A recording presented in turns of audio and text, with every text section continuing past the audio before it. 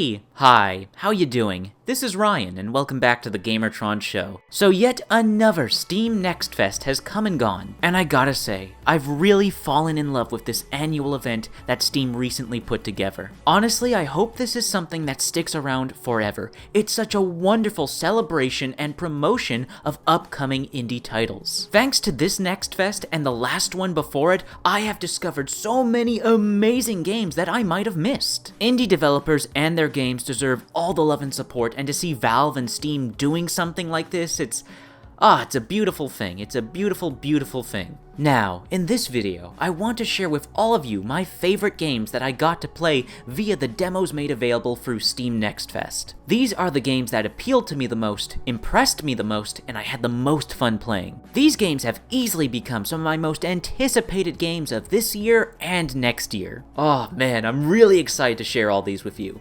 Let's get started. First up, we have Asterigos, Curse of the Stars, a third-person hack-and-slash action-adventure RPG Souls-like. Being developed by Acme Game Studio, this is their very first game. And I have to say, for this being their very first title, it is extremely impressive. Going off of what I experienced in the demo alone, Asterigos could easily be mistaken as a AAA product. Via the levels of polish, refinement, mechanical depth, an understanding of intelligent game design, and satisfying game feel. Within merely the first few minutes of playing the demo, I was almost immediately saying to myself, oh wow, I really like this. This feels really good to play. And it proceeded to only get better and better as I progressed through the demo, unlocking all the weapons and actually taking a look at the extensive skill tree on offer. Combat is surprisingly deep and customizable, with 6 completely different weapons to pick from, combined with dozens upon dozens of powerful skills and abilities to pick from. There's an engaging emphasis to fully explore the area you're in for collectibles, resources, and to fight enemies, so that you can continuously level up and upgrade Hilda, the playable character. Oh, and then there's the very first boss battle you get to fight, which was surprisingly just excellent. It was really well designed and a ton of fun to fight. The game is also obviously pleasant on the eyes with vibrant colors and a cartoonish art style. It's nice to see a Souls-like game that can appeal to younger audiences. And honestly, based on what I got to play in the demo, Asterigos Curse of the Stars has the potential to become one of the best games in its genre. I absolutely recommend checking this game out if you're into third-person hack-and-slash action-adventure games and or Souls-likes. I really enjoyed the demo. I'm really looking forward to the full release and really hope I can play it sooner than later. Alright, next up we have Potionomics, a game I've already talked about and made a video on, but finally got to experience the gameplay for myself thanks to the Steam Next Fest demo. A brief reminder, Potionomics is a narrative-driven deck-building shop simulator with a side of dating sim. Like I expressed in my Potionomics video, those genres aren't really my cup of tea, but Potionomics just looks so charming that I felt like that the game might be able to surpass my biases.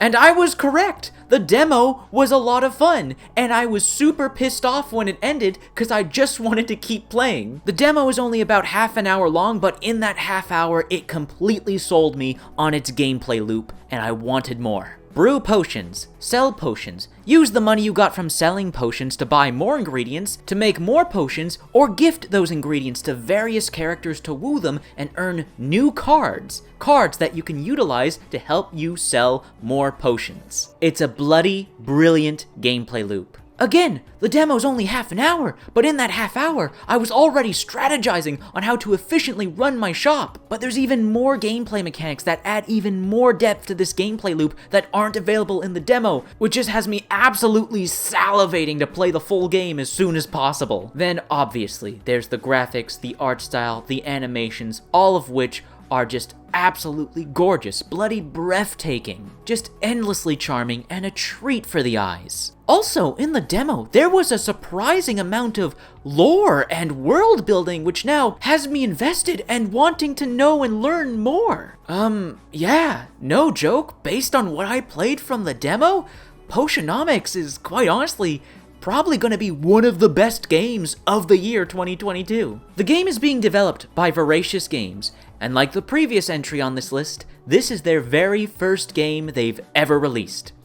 You coulda fucking fooled me. Potionomics looks and feels like it was developed by a veteran studio. It's extremely impressive. Check out Potionomics. I loved the demo and can't wait to play the full release. Up next, we have Wavetale. The game is actually available and out now on Google Stadia. And we all know what's going on with Google Stadia. So thank goodness, this wonderful game is coming to all platforms soon. Hopefully sooner rather than later, because after playing the demo, I want to play the full game now. Right now. I want it now, damn it. Like I said earlier, the game is just wonderful. The game looks gorgeous with an endearing stylized art style. The world, the setting, the premise, the story is surprisingly interesting and I want to know more. But what I enjoyed and loved most of all was, of course, the gameplay. It just feels so good. It's such a smooth, responsive feeling game. From seamlessly surfing and moving across the water, to the jumping and platforming, to the combat, surprisingly enough. Wavetale doesn't do anything that's totally out of the box, original, never before seen, but what it does do is classical, it's refined, it's polished, it's peak action-adventure video game. Developed and published by Thunderful, who have a fantastic reputation of publishing some truly great indie games, Wavetale is yet another game that I would dare say looks to be one of the best games released in 2022. I loved the demo for this, and I hope we get a release date for it sooner than later. Up next, we have the Entropy Center. Developed by Stubby Games, this is yet another indie dev with yet another indie game that's their very first title they're releasing. And yet again, it is mind-blowing that this is their very first game with the quality on display here. This is yet another demo from the Steam Next Fest where as soon as I finished it, I wanted more. I wanted to play the full game now. It's a brilliant and charming spiritual successor and homage to Portal, which the game and the devs make no secret of, but their take, their spin at a Portal-like puzzle game is again charming and engaging as all hell. The ability to rewind time on objects and the environment itself is not only one, just really cool looking, but also enables the creation of some truly clever, mind-bending, and satisfying puzzles to solve. And this was just in the demo! I'm beyond excited to play the full game and see what other crazy awesome puzzles the Entropy Center has in store for us. I'm also admittedly intrigued by the story and premise. Not too much has been revealed in the demo or in the trailers. A lot of hows and whys are still up in the air. So again, I'm curious to see what all the answers to the game's mysteries it presents will be. Look, the short and sweet of it, if you love the Portal games,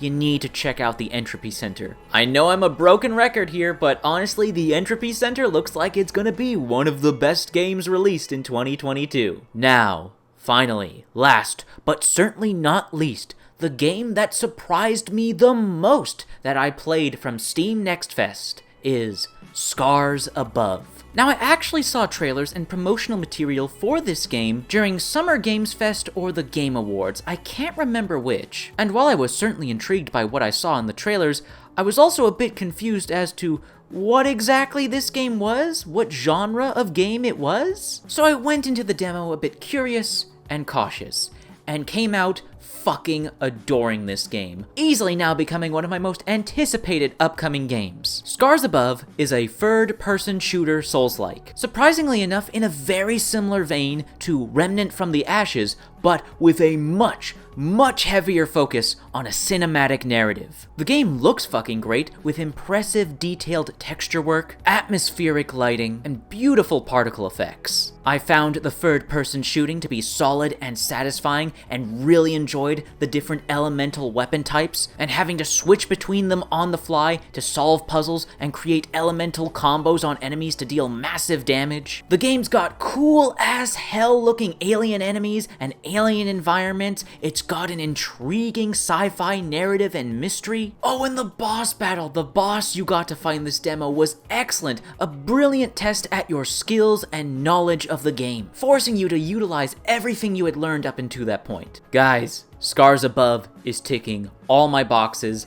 I love the demo. I highly recommend you check this game out. Keep an eye on it.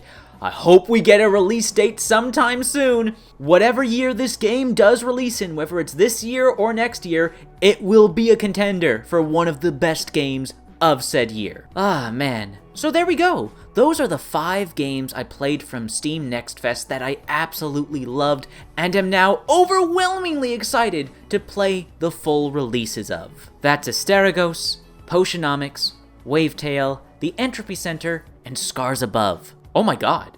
You know what I just realized? All of these games have female protagonists. What is wrong with me? Why am I so predictable? Why am I always attracted to and really love video games with cute and or hot female protagonists? There seems to be a consistent pattern with me, and I don't know what that's a sign of. Oh boy. Anyways, God bless Steam Next Fest. Please, check out and support not only these indie games, but everything that was featured on Steam Next Fest. There's so many amazing, inspiring, talented indie video game developers putting out some amazing passion projects and works of art. You'll wonder why I'm so optimistic and love video games so much. This is why, ladies and gentlemen, indie games. But fuck me, I wish I had money to buy all these. I hate being poor. Patience is a virtue, Ryan. Patience is a virtue. Anyways, that's been a video. Thank you for watching. If you did indeed like the video, please hit the like button. And if you want to help out and support the video, then please share it on social media, Twitter, Reddit, and Facebook. And if you want to help out and support me directly, and please do if you can, so I can buy and play all these wonderful indie games, then please consider making a donation via a YouTube super thanks or donating via the link to my Buy Me a Coffee page in the description down below. Anyways, once again, that's been a video, and I'll see you all later.